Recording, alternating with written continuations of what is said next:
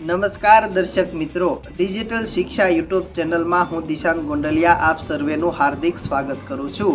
મિત્રો, અમે અવારનવાર તમારી સમક્ષ અવનવા વિડીયો માહિતીઓ લઈને આવતા હોઈએ છીએ, નવી યોજના લઈને આવતા હોઈએ છીએ। ત્યારે આજે ખૂબ જ સારી, ખૂબ જ ઉપયોગી અને ખૂબ જ મહત્વપૂર્ણ યોજનાની માહિતી લઈને તમારી સમક્ષ આજે આવ્યા છીએ। તો આ વિડીયો અંત સુધી અવશ્ય નિહાળજો, તેમજ તમારા નજીકના સગા સંબંધીઓને પણ આ વિડીયો શેર કરજો, જેથી કરીને તે પણ આ યોજનાનો લાભ લઈ શકે।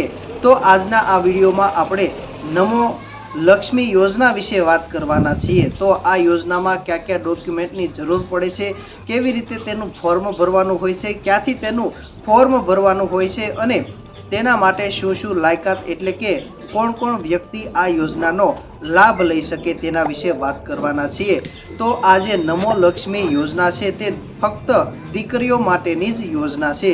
આ યોજના દરમિયાન જ્યારે દીકરીઓ ધોરણ 9 થી 12નો અભ્યાસ કરે છે, જે દરમિયાન તેઓને ₹50,000ની સહાય આપવામાં આવે છે અને આ સહાય માટે તમારે કોઈ પણ સરકારી કચેરી પર ધક્કા ખાવાની જરૂર નથી, અથવા તો કોઈ પણ એક્ઝામ એટલે કે પરીક્ષા પાસ કરવાની પણ જરૂર રહેતી નથી અને સરળતાથી તમે છે એ આ યોજનાનો લાભ લઈ શકો છો।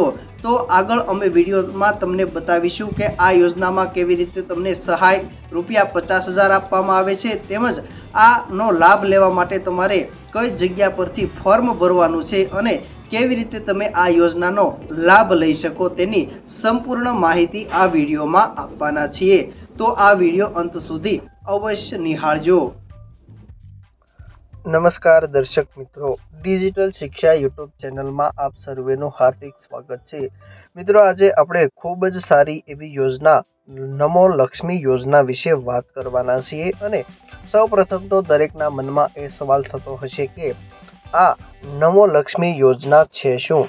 તો આ યોજના વિશે સમજીએ તો આ યોજના હેઠળ ધોરણ 9 થી 12નો અભ્યાસ કરવા માટે દીકરીઓને ₹50,000ની સહાય છે તે આપવામાં આવી રહી છે।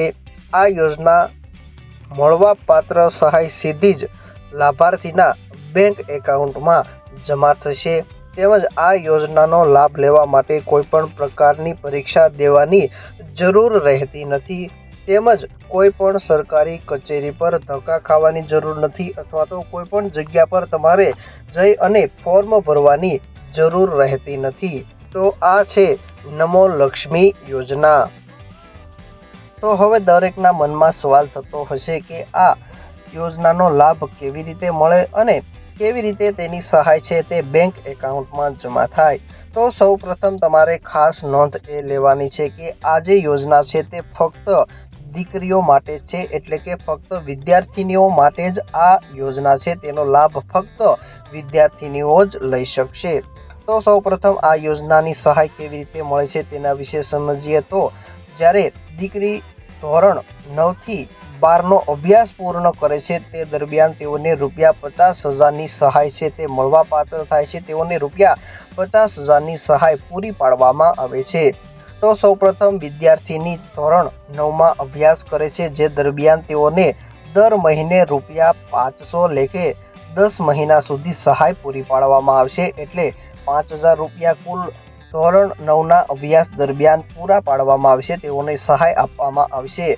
તેવી જ રીતે ધોરણ 10માં અભ્યાસ કરે છે, જે દરમિયાન તેઓને 10 મહિના સુધી દર મહિને ₹500 લેખે સહાય છે આપવામાં આવશે, એટલે કુલ ₹5,000 ધોરણ 10નો અભ્યાસ કરે તે દરમિયાન તેઓને સહાય પૂરી પાડવામાં આવશે।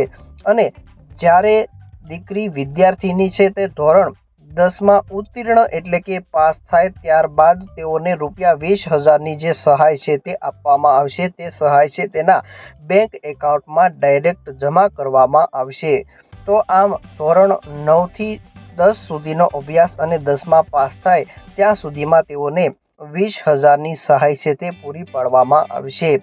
ત્યારબાદ વિદ્યાર્થીની ધોરણ 11માં અભ્યાસ કરવામાં પ્રવેશ લે છે, તે દરમિયાન તેઓને દર મહિને ₹750 લેખે 10 મહિના સુધી સહાય આપવામાં આવશે, એટલે ધોરણ 11નો અભ્યાસ પૂર્ણ કરે તે દરમિયાન તેઓને ₹7,500ની સહાય પૂરી પાડવામાં આવશે। તેવી જ રીતે જે દરમિયાન તેઓ ધોરણ 12માં અભ્યાસ કરે છે તે દરમિયાન તેઓને દર મહિને 750 રૂપિયા લેખે 10 મહિના સુધી સહાય આપવામાં આવશે અને તે ધોરણ 12નો અભ્યાસ પૂર્ણ કરે છે તે દરમિયાન તેઓને 7500ની સહાય પૂરી પાડવામાં આવે છે અને જ્યારે તેઓ ધોરણ 12માં પાસ થાય ઉત્તીર્ણ થાય તે બાદ જ બાકીના 15,000 રૂપિયા છે તે ડાયરેક્ટ તેઓના બેંક એકાઉન્ટમાં જમા કરવામાં આવશે। આમ ધોરણ 9થી 12નો અભ્યાસ સંપૂર્ણપણે પૂર્ણ કરે જે દરમિયાન તેઓને રૂપિયા 50,000ની સહાય છે તે પૂરી પાડવામાં આવશે। હવે આ જે નમો લક્ષ્મી યોજના છે તેનો કોણ કોણ આ યોજનાનો લાભ લઈ શકે, તેની પાત્રતા શું છે તેના વિશે વાત કરવાના છીએ। તો આ યોજનાનો લાભ છે તે લાભાર્થી વિદ્યાર્થીનીઓ છે તે સરકારી અને ગ્રાન્ટ ઇન એન્ડ શાળામાં ધોરણ 8નો અભ્યાસ પૂર્ણ કર્યો હોય અને ત્યારબાદ ધોરણ 9માં પ્રવેશ મેળવેલ હોય જે દરમિયાન આ યોજનાનો લાભ છે તે લઈ શકશે।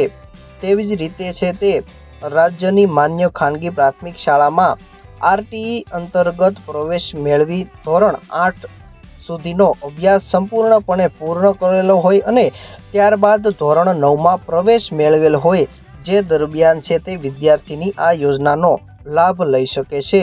તેમજ ઉપર જણાવ્યા સિવાય જે વિદ્યાર્થીનીઓ ધોરણ 8નો અભ્યાસ પૂર્ણ કર્યા બાદ ધોરણ 9માં પ્રવેશ મેળવેલ હોય અને તેઓના કુટુંબની આવક રૂપિયા 6 લાખ કે તેથી ઓછી હોય તે વિદ્યાર્થીની છે તે આ યોજનાનો છે તે સંપૂર્ણ લાભ લઈ શકે છે।